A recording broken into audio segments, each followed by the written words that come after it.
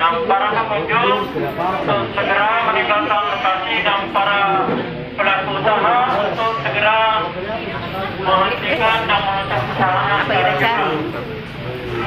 Ini kesekian kalinya kami datang mengingat beberapa hal yang perlu kita perhatikan.